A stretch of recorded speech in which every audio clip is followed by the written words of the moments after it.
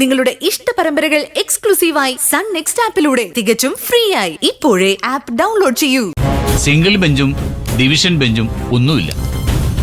ഒരൊറ്റ ഡൈസ്, ഒരൊറ്റ ജഡ്ജി. അത് ഈ ജയശങ്കർ എന്ന ഞാൻ.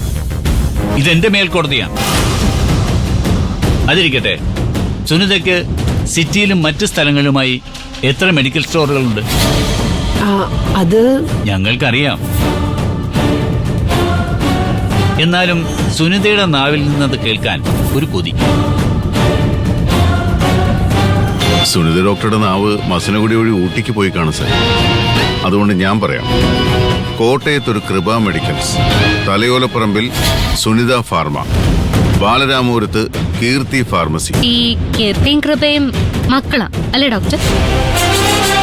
അവിടേക്കുള്ള കുറെ മരുന്നുകൾ, അതും വില കൂടിയ മരുന്നുകൾ, പോയിക്കൊണ്ടിരുന്നത് ഇവിടെ നിന്നല്ലേ?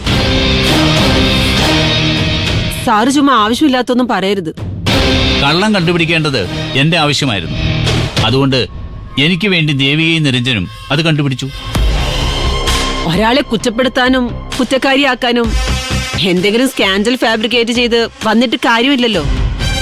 തെളിവ് വേണ്ടേ സാർ? വളർന്നു വരുന്ന കുഞ്ഞിനെ പോലെയുള്ള തെളിവ്. അല്ലെങ്കിൽ ആരോപണങ്ങൾക്ക് അച്ഛനും അടിസ്ഥാനവും ഇല്ലാതാകും. രാത്രി ആംബുലൻസുകളില് മരുന്ന് നിറച്ച പെട്ടികൾ പോയിട്ടുണ്ട്. നീ എങ്ങനെ അറിഞ്ഞു അത്? ഞാന് ദൃഷ്ടി കൊണ്ടോ? ഡാഡി, അങ്ങനെ എന്തെങ്കിലും സംഭവിച്ചിട്ടുണ്ടെങ്കിലേ ആ ഭാഗത്തെ CCTV ഫുട്ടേജ് നോക്കണം. അപ്പൊ അറിയാലോ. ആ ഭാഗത്തെ CCTV വർക്ക് ചെയ്യുന്നില്ല. കൺട്രോൾ റൂമിൽ ഹാർഡ് ഡിസ്കും ഇല്ല. നീന്താൻ അറിയുന്നവർ ഒഴുക്കിന് തടയിട്ടേ ഇറങ്ങും. ഇനി ഇവിടുന്ന് മരുന്ന് പോയിട്ടുണ്ടെങ്കിൽ തന്നെ അത് എന്റെ മെഡിക്കൽ സ്റ്റോറിലേക്കാണെന്ന് എങ്ങനെ തെളിയിക്കും? അത് ഞാൻ തെളിയിച്ചോളാം.